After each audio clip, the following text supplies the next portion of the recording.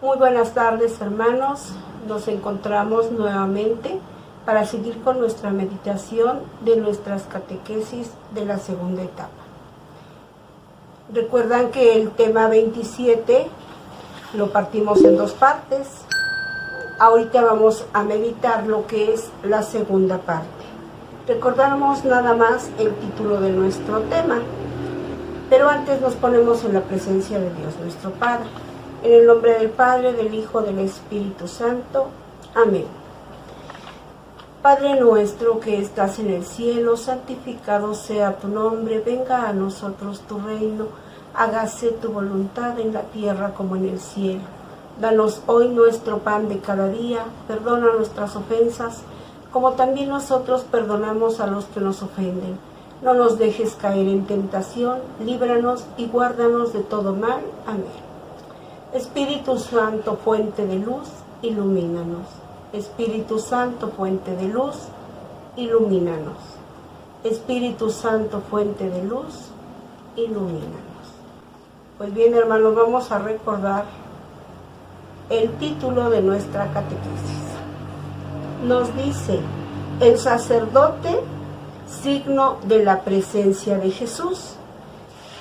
Y en nuestra catequesis pasada, meditábamos en la palabra de Dios que nos dice, subió al monte y llamó a los que él quiso, y vinieron donde él instituyó 12 para que estuvieran con él y para enviarlos a predicar. Estamos hablando del sacramento del orden sacerdotal y veíamos en nuestra catequesis pasada que, como nos dice el texto, llamó a los que él quiso, fueron llamados. Los sacerdotes recibieron el llamado de parte de Dios. Nos dice, elige a 12 para que estén con él. Fueron llamados personalmente, enviados personalmente por Jesús. Jesús subraya, ustedes no me eligieron a mí, soy yo quien los eligió a ustedes. Aquí vemos, ¿verdad?, el llamado. Jesús es el que los elige. No son ellos los que eligieron a Jesús, sino es Jesús. Es un don, como decíamos en la catequesis pasada, es un don. Reciben un llamado para ser enviados. Hoy vamos a ver en nuestra catequesis cómo son ordenados y por quién son ordenados. Y en nuestro tema, nos vamos a ir a la página 4, nos dice, el que los escucha a ustedes, a mí me escucha. El que los rechaza, a mí me rechaza. Y el que a mí me rechaza, rechaza también al que me envió. Como nos dice nuestro tema, el sacerdote es signo de Jesús, signo de Dios. Y si rechazamos a un sacerdote, estamos rechazando a Dios. Si hablamos mal de un sacerdote, es de Jesús mismo del que estamos hablando, porque el sacerdote es el representante de Jesús aquí en la tierra. Está consagrado a él. Un sacerdote no deja de ser sacerdote nunca, y lo vamos a ver en nuestro tema. Desde el momento en el que es consagrado, hasta el fin de sus días en esta tierra, va a seguir siendo sacerdote. Y como veíamos en nuestro tema, no son ángeles, no son de otro planeta, son seres humanos como nosotros, tienen errores como nosotros, pero están consagrados y han sido llamados por Jesús. Y como dice aquí en Lucas 10:10, el que los escucha a ustedes, a mí me escucha. El que los rechaza a ustedes, a mí me rechaza. Y al que me ha enviado. El Padre consagró a Jesús y le envió al mundo. Ahora Jesús consagra a los 12 y les envía al mundo. Lo mismo que Jesús quiso instituir un colegio de apóstoles para multiplicar su presencia y su palabra, de la misma manera los 12 confieren a otros apóstoles la autoridad de participar en la misión apostólica. Jesús instituyó un colegio de apóstoles. Los apóstoles, a su vez, también instituyeron para instruir a otros e irles pasando el legado. Ahora están los seminarios, y en el seminario es donde se forman los sacerdotes. Un sacerdote no es de la noche a la mañana, un sacerdote tiene que tener una preparación muy exhaustiva, y por eso son los seminarios, donde se van a preparar todos nuestros sacerdotes. Nos dice: es enviado en misión por el Espíritu con la imposición de manos de los profetas y doctores de la iglesia de Antioquía. Pablo no se queda en permanencia en ninguna comunidad, se las entrega a los responsables Tito, Timoteo, etc., imponiéndoles las manos, él y el consejo de los ancianos con él. Pablo pasa la misión, no se queda con ella. Les da la misión también a Tito, a Timoteo, para que ellos también se hagan cargo y sigan evangelizando a otras comunidades. Desde el principio del siglo II, las comunidades cristianas están dirigidas por un obispo, rodeado de un colegio de presbíteros, sacerdotes, y asistido por uno o varios diáconos. De este modo, la iglesia queda dotada de un orden jerárquico de 3 grados: los obispos, los sacerdotes y los diáconos. Esto lo encontramos en el Catecismo de la Iglesia, en los números 1594 al 1596. El sacerdote es ordenado por un obispo. Corresponde a los obispos conferir el sacramento del orden en los 3 grados.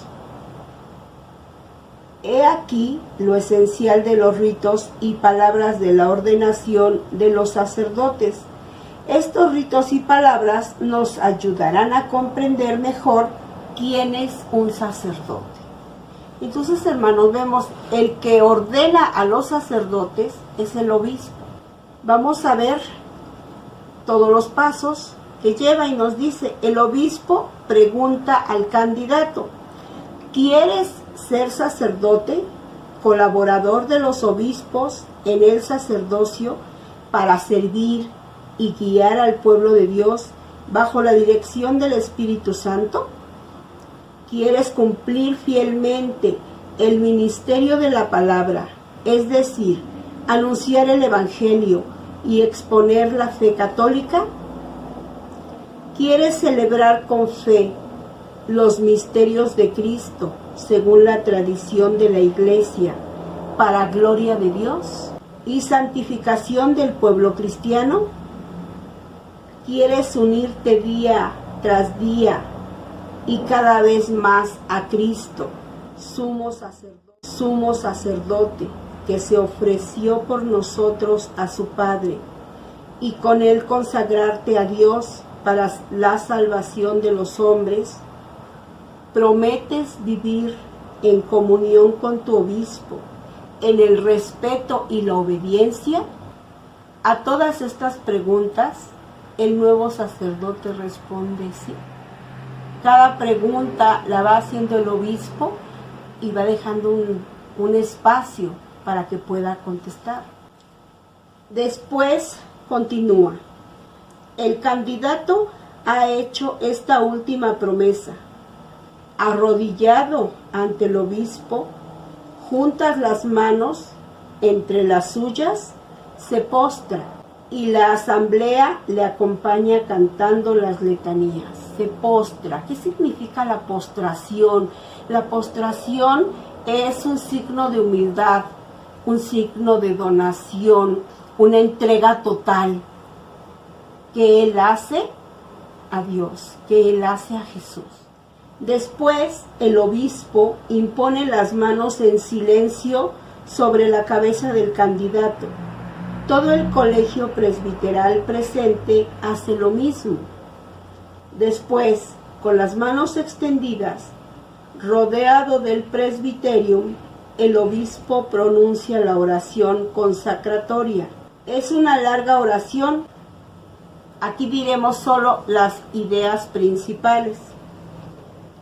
Te suplicamos, Padre Omnipotente, que concedas la dignidad de sacerdote a tu siervo aquí presente, que en el Espíritu Santo derrame una nueva fe en lo más profundo de él, que reciba de ti, oh Dios, el cargo de secundar el orden episcopal, y que su vida sea un ejemplo para los demás, que sea un fiel colaborador de los obispos, para hacer llegar a toda la humanidad el mensaje del Evangelio, y que todas las naciones congregadas en Cristo sean transformadas en el único pueblo de Dios. Por nuestro Señor Jesucristo. Amén. Después el obispo hace una unción con el santo crisma en las manos del nuevo sacerdote. Es ahí donde es consagrado el sacerdote, en las manos. Veíamos un poco antes que dice, cuando va a ser ordenado, el obispo impone las manos sobre la cabeza del que va a ser ordenado. Y hacen lo mismo todos los presbíteros que se encuentran ahí en ese momento. Ahí es donde tienen el poder los sacerdotes, en las manos. Por eso, cuando alguien besa la mano del sacerdote, no lo está haciendo en señal de humillarse, de decir que el sacerdote es más grande que él. El sacerdote es más grande que él porque es el que representa a Cristo aquí en la tierra. Pero se besa la mano del sacerdote porque es ahí donde están consagrados, es ahí donde tienen el poder. Por eso, cuando van a consagrar sobre las especies del pan y vino, ponen las manos. Es donde viene el Espíritu Santo, como nos dice aquí, el santo crisma en las manos del nuevo sacerdote, diciendo que el Señor Jesucristo, a quien el Padre consagró por el Espíritu Santo y llenó de poder, te fortifique para santificar al pueblo cristiano y ofrecer a Dios el sacrificio eucarístico. Cuando tengo la oportunidad de poder estar cerca de un sacerdote, yo le pido que me dé la bendición, y cuando él pone sus manos sobre mi cabeza es algo hermoso, porque es el Espíritu Santo, el poder del Espíritu Santo y la presencia del mismo Cristo Jesús en ese sacerdote. Indignos, como ustedes quieran llamarlos, pero es la presencia de Jesús en ese sacerdote. También nos dice, luego el obispo pone en las manos del nuevo sacerdote el pan y el cáliz, preparados para la misa, y dice, recibe la ofrenda del pueblo santo para presentar a Dios. Recuerda lo que haces, vive lo que has prometido y confórmate al misterio de cruz del Señor. Desde ese momento, la Iglesia cuenta con un nuevo sacerdote de por vida. Como el bautismo y la confirmación, la ordenación sacerdotal es indeleble, no se borra. Jamás va a dejar de ser sacerdote, nunca. Siempre va a seguir siendo sacerdote hasta que Dios lo llame. Por eso, hermanos, muchas veces nuestros sacerdotes, volvemos a lo mismo, no son ángeles, no están superdotados, son humanos como nosotros, tienen errores. Y muchas veces nos dedicamos a ver los errores de los sacerdotes, pero preguntémonos cada uno de nosotros, ¿cuánta oración hacemos por un sacerdote? ¿Quién es el manjar más apetitoso del enemigo? El sacerdote. Si cae un sacerdote, ¿cuántos nos vamos con él? ¿Cuánta gente dice que yo me alejé de la iglesia porque el padre no quiso hacer la misa, no quiso hacer esto, porque queremos que el sacerdote esté a nuestra disposición? En el momento que yo quiero, en ese momento me lo tiene que hacer. No me voy a confesar toda mi vida, nunca. Pero cuando la persona ya se está yendo, el sacerdote tiene que venir corriendo. Pero córrele, padrecito, porque se muere el enfermo. Pero tuvo toda una vida para poderse confesar, para poderse reconciliar. Porque al último el sacerdote tiene que ir corriendo. Y si no llega, el sacerdote tiene la culpa. Y si no puede ir, el padrecito no quiso ir. El padre tiene que hacer todo lo que nosotros digamos, porque así somos. Y no es así. Está el servicio de Dios, está nuestro servicio, pero tenemos que tiene tanto trabajo. No es una sola comunidad la que la atiende. Normalmente es una parroquia, pero de esa parroquia, ¿cuántas comunidades tiene alrededor? ¿Cuánto trabajo tiene un sacerdote? Hemos puesto a pensar en eso. Muchas veces los sacerdotes, hasta sin comer, sin desayunar, andan. ¿Por qué? Porque no les da tiempo. Nosotros creemos que el sacerdote no hace nada. Desgraciadamente, no conocemos la vida de un sacerdote. Acerquémonos para ver qué es lo que hacen, todo el trabajo que tienen, y hagamos mucha oración por nuestros sacerdotes. Decimos que la ordenación sacerdotal es indeleble, es decir, que no se quita. Alguien que ha sido ordenado sacerdote será sacerdote hasta su muerte. Es lo que llamamos carácter sacramental y está en el Catecismo de la Iglesia Católica en el número 1597.